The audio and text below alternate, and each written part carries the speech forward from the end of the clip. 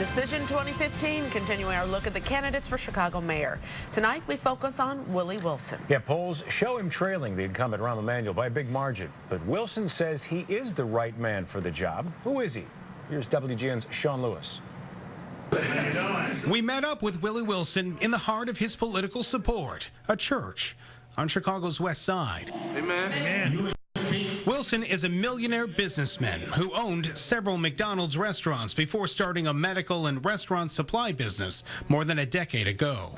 I work hard. I work 24/7 almost, you know. When I go to sleep, I sleep. When I wake up, I'm working. But in working that road to success, he's had a number of turns. Wilson began his life in Louisiana. He's the son of sharecroppers and ran away from home at age 13, ending up in Chicago. In his book, published in 2008, Wilson details his teenage experiences with prostitutes and the ensuing venereal disease. Later, he styled himself a ladies' man, one who had a penchant for gambling.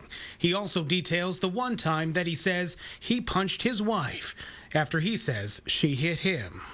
I wanted to tell my high and my lows and my bad moment, and I told it all. All of it, he says, led to him becoming more religious. He came to Chicago in 1965, working at a McDonald's and working his way into management, then as an owner of 5 franchises, which he sold in 2003. He put all of his time then into a supply business named Omar. It's the name of his son, who got into drugs and was killed. Wilson tells me that in a life of highs and lows, that was my lowest moment. Because the police called me 12 o'clock at night, and I had to go over and see him. And so when you see a kid laying on the floor, tough.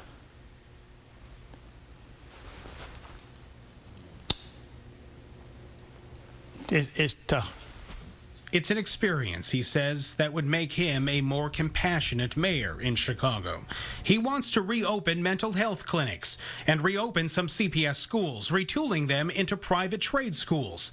A vision, he says, Mayor Emanuel simply does not have. I think he's an old snake in new skin. You can succeed in one area, but if your success is based on helping your friends and cutting out the rest of the citizens, that to me is a failure. He also points to other decisions made in the past 4 years that stopped him in his tracks. Red light cameras, speed cameras?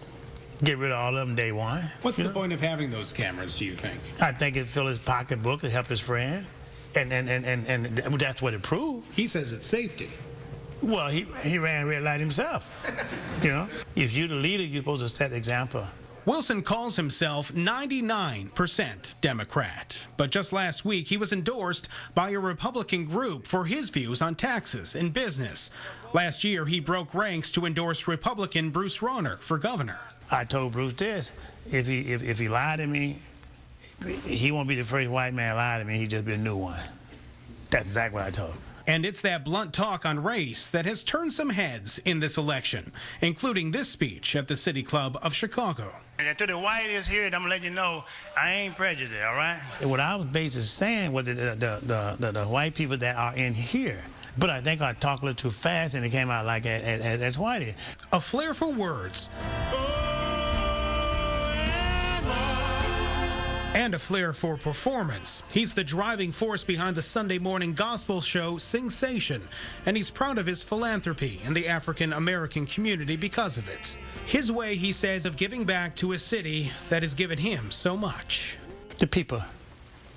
The driving force behind the much. The people. The right leadership.